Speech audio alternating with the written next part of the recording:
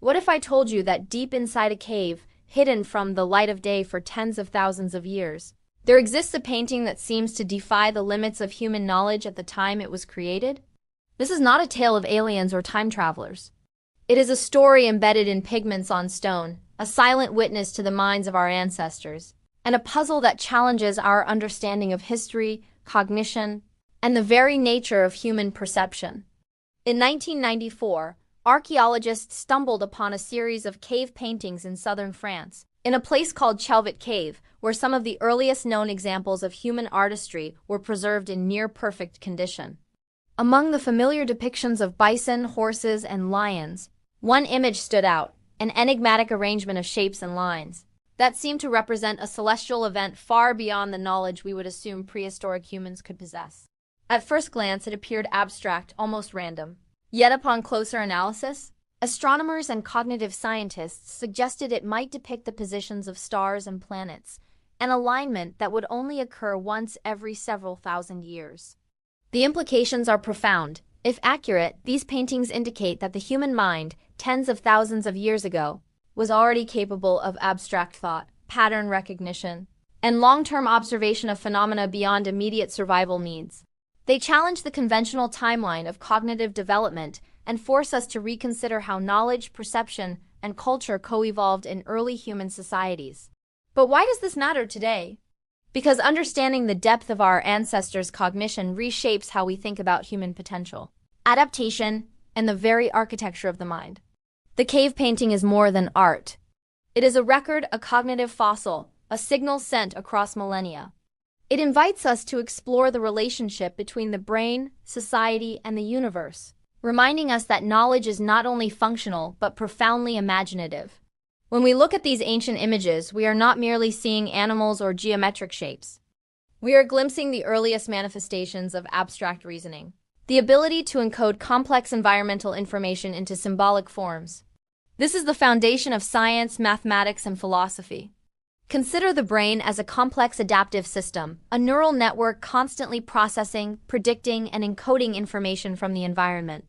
In the context of a Paleolithic society, this neural network was tasked with survival, tracking animal migrations, identifying edible plants, navigating landscapes, and coordinating social cooperation.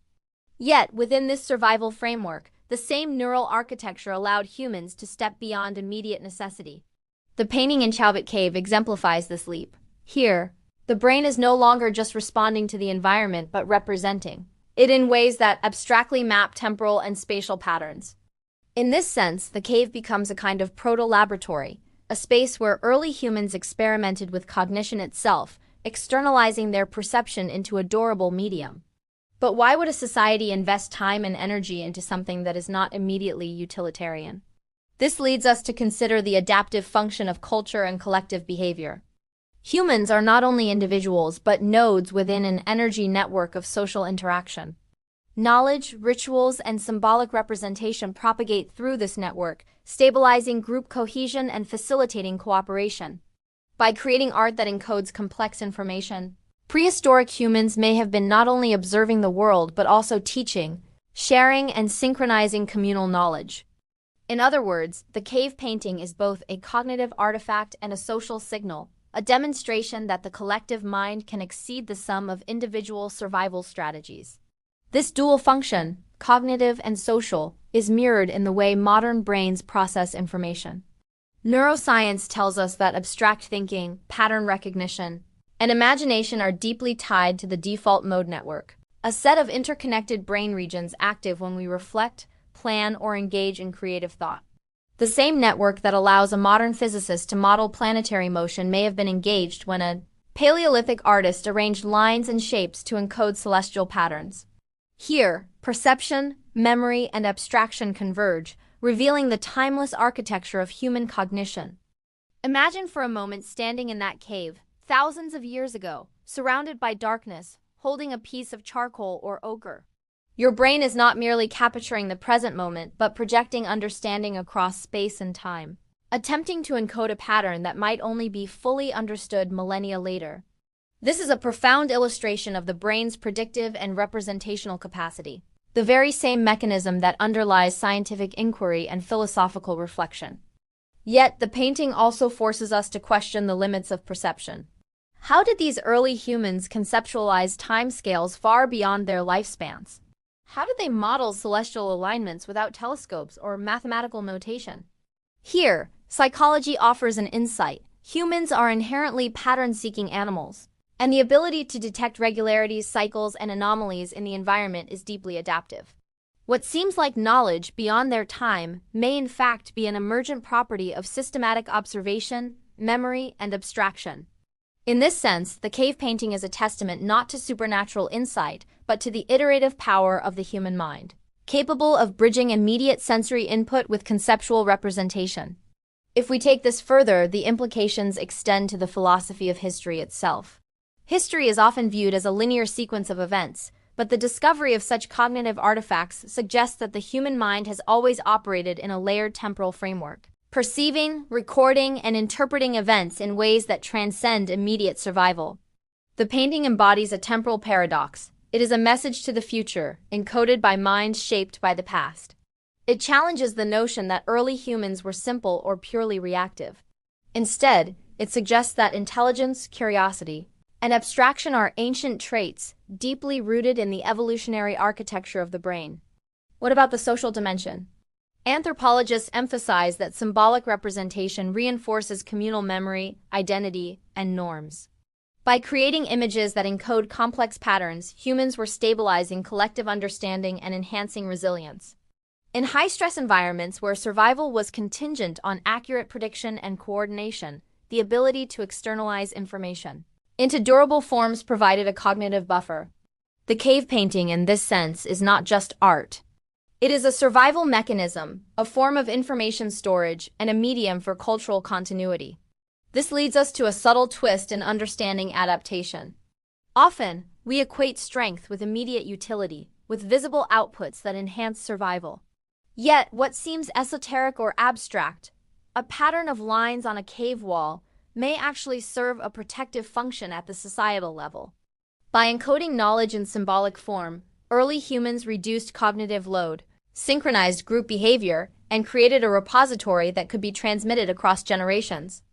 Your weakness, fascination with abstract thought, contemplation, or imagination was historically a strength, enabling resilience and adaptation. The cave painting thus becomes a metaphor for human potential. It illustrates how cognition, society, and perception are interlinked in dynamic feedback loops. Individual observation informs collective knowledge, and collective knowledge stabilizes individual understanding. The energy of the mind flows outward into culture and is reinforced by communal memory, a networked system extending beyond any single brain. Reflecting on this, we can see parallels in modern society. Our scientific discoveries, artistic achievements, and philosophical insights are all extensions of the same processes evident in Chowbit Cave: systematic observation, abstraction, and social reinforcement. The painting challenges us to consider our own cognitive architecture. How do we encode knowledge, share information, and anticipate patterns beyond immediate perception? How do we balance practical necessity with the pursuit of understanding? There's a philosophical dimension here as well. The cave painting asks us to confront the limits of knowledge and the power of imagination. It reminds us that humans have always been not just observers but interpreters, creators, and predictors. It forces a reflection on temporality, that knowledge is a continuum, and that understanding may lie dormant for millennia, until cognitive tools, context, or attention allows it to be decoded. From a neuroscience perspective, this resonates with the concept of latent knowledge networks in the brain, where potential insights exist in the structure of neural connections, awaiting the right context or stimulus to emerge. The painting is, in a sense, a mirror to our own neural processes, a fossilized echo of the brain's capacity for abstraction and foresight. And yet there is a humbling aspect to this discovery.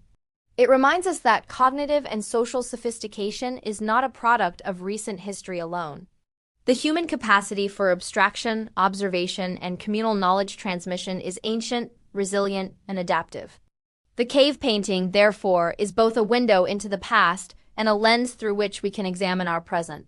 It invites questions. What patterns are we currently encoding that future generations will decode? How are we externalizing knowledge in ways that stabilize society or enhance understanding? What latent insights exist within our collective cognition, waiting to be discovered? The image on the cave wall, a seemingly simple arrangement of lines and shapes, thus becomes a profound philosophical and scientific artifact. It embodies the interplay between brain, society, and environment, illustrating how humans have always been both products and producers of knowledge systems. The cognitive leap evident in the painting, the translation of temporal and spatial patterns into symbolic form, is mirrored in modern science, art, and philosophy. It is a reminder that abstract thinking, far from being a luxury, is a core feature of human survival and adaptation. Finally, reflecting on this, we are drawn to a broader contemplation. The painting is a silent conversation across time, asking us to consider our place in the continuum of human thought. It challenges us to recognize that the capacity for understanding, imagination, and abstraction is not new but deeply embedded in our neural and social architecture. It compels us to value observation, reflection, and the externalization of knowledge not only as intellectual pursuits but as essential mechanisms for societal resilience. As we leave the cave in our imagination, we carry forward this insight into our modern lives. Every act of recording, modeling, or abstract thinking is a continuation of this ancient tradition. Every attempt to perceive patterns, encode knowledge, or share insight is part of a cognitive lineage stretching back tens of thousands of years. The cave painting reminds us that intelligence is both individual and collective, immediate and temporal, perceptual and abstract.